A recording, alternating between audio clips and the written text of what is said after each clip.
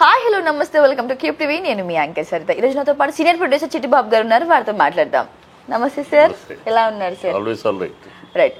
So ఏ trending topics ఉన్నా మీ దగ్గరికి అయితే మేము వస్తుంటాం. మీరు అలాగే మాకు గుడ్ ఇన్ఫర్మేషన్ ఇస్తారు. అలాగే ఈ రోజు ఏంటంటే బాగా ట్రెండ్ అయిపోతుంది. 3 days నుంచి దిల్ రాజు గారి ఇంట్లో ఐటీ సోదాలు జరుగుతున్నాయి.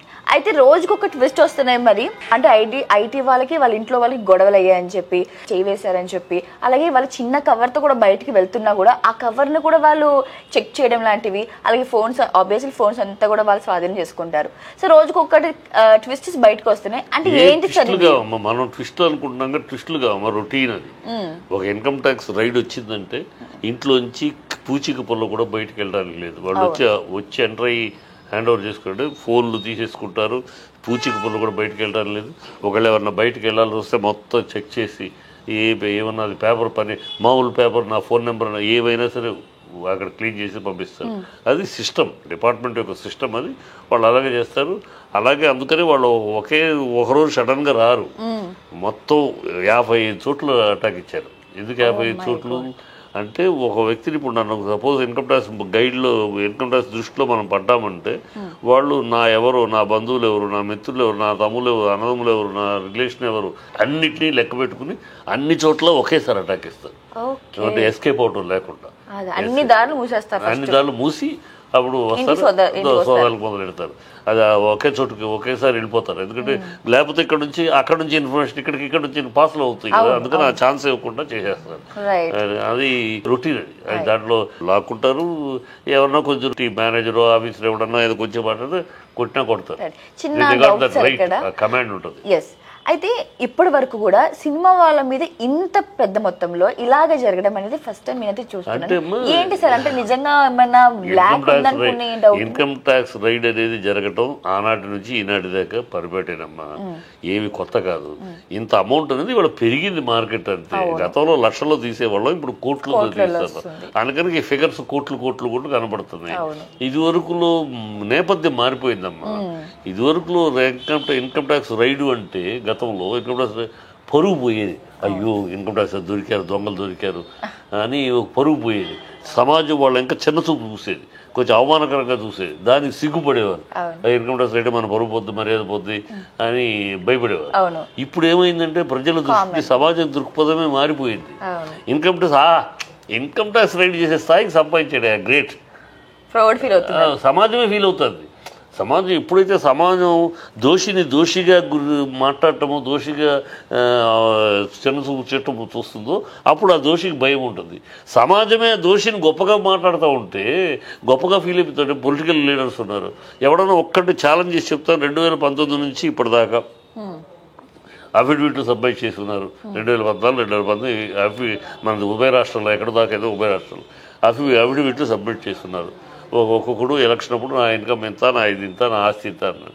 ఇప్పుడు వాళ్ళకున్న ఆస్తులు ఏంటి ఒక్కసారి కంపేర్ చేసి చూడమనండి ఇన్కమ్ ట్యాక్స్ వాళ్ళని. ఒక్కడైనా జెన్యూన్గా 2014లో నాకు 300 కోట్లు అన్నవాడు ఇవాళ అదే 300 కోట్లో ఉన్నాడా? 100 కోట్లు అన్నవాడు అదే 100 కోట్లలో ఉన్నాడా? 50 లక్షలు నా దగ్గర ఉన్నది 50 లక్షల్లో ఉన్నాడా? కోట్లకు పడగలెత్తారు. ఏం చేస్తున్నారు? ఇన్కమ్ ట్యాక్స్ ఏం చేస్తుంది? సో ఇన్కమ్ ట్యాక్స్ ఏంటంటే రాజకీయ నాయకులు, ప్రజలు ఎప్పుడైతే ఆ రాజకీయ నాయకుల్లో అవినీతి చేసి డబ్బులు కోట్లు సంపాదించే రాజకీయ నాయకుల్ని మహానాయకుడు గాను, గొప్ప నాయకుడు గాను తెలియదు. వాడు దమ్మున్నాడయ్యా, వాడు చేస్తాడు, అది చేయగలిగాడు. చూడు 100 కోట్లకు టోపీ పెట్టగలిగాడు. కెపాసిటీ, వాడి కెపాసిటీ మామూలు కెపాసిటీ అమ్మో గ్రేట్. అంటే ఒక దొంగని, ఒక అవినీతి పరుడిని, లేదా ఒక చట్ట విరోధం చేసిన వాడిని కూడా ఘనంగా కీర్తించే స్థాయిలో మన సమాజం పడిపోయింది. ఇంకా అప్పుడు వాడికి ఎందుకు భయం ఉంటుంది? ఇప్పుడు ఏముంది, అరెస్ట్ చేస్తారు, వస్తారు, చేస్తారు, ఏం జరుగుతుందట? నన్ను జైల్లో పెడతారా? అరెస్ట్ చేసి ఉరిషి చేస్తారా? ఏం లేదు కదా. ఏదో నోటు పెనాల్టీ వేస్తారు, పెనాల్టీ కట్టుకుంటూ వస్తాడు. ఆ స్థాయికి వచ్చేసింది. ఎవ్వరు కూడా భయపడే పరిస్థితిలో లేరు, సిగ్గుపడే పరిస్థితి. భయపడటం కన్నా సిగ్గుపడే పరిస్థితి ఎప్పుడు ఉంటుందో ఆ పరిస్థితి సమాజ దృష్టిలో వాళ్ళు అవమానపడాల్సిన పరిస్థితి వస్తుందో అప్పుడు ఈ మార్పులు ఉంటాయి. తప్పితే ఇలా చేయని రొటీన్ పెద్ద పట్టించుకోవాల్సిన వస్తూ ఉంటే వాళ్ళు పెనాల్టీ కడతారు, మళ్ళీ రొటీనే. ఇప్పుడు ఇంత పెద్ద ఎత్తున ఎందుకంటే వాళ్ళు అబ్జర్వేషను, నువ్వే చెప్తా ఉన్నావు అన్ని కోట్లు వచ్చినాయి, ఎన్ని కోట్లు వచ్చినాయి, అంత వ్యాపారం, ఇంత బిజినెస్ 18 కోట్ల బిజినెస్ అని చెప్తున్నావు నువ్వు. నేను చెప్పని వాళ్ళు ఎవరు ప్రేక్షకులు అడిగారా నీ చేత కలెక్ట్ చేసి చెప్పని? నువ్వు బోగస్గా నువ్వు కింద పడ్డా దేశానికి మట్టి అంటలేదని చెప్పుకుంటాం కోసం సినిమా ఫ్లాప్ అయినా నాది ఇంత కలెక్షన్ ఇంత అని చెప్పుకోవడానికి బోగస్ పబ్లిష్ చేసుకుని యు ఆర్ ఇన్వైటింగ్ దెమ్.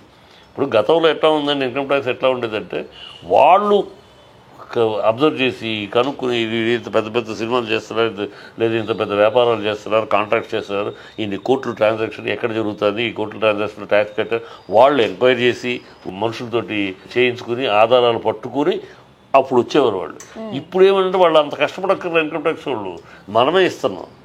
ఆ పర్టికులర్ మన తిరుగుళ్ళు మనమే, మా దగ్గర ఎంత ఉందో మేము ఇంత వచ్చాం, ఇంత ఇంత సంపాదించేసాం మనం చెప్పుకుంటున్నాం.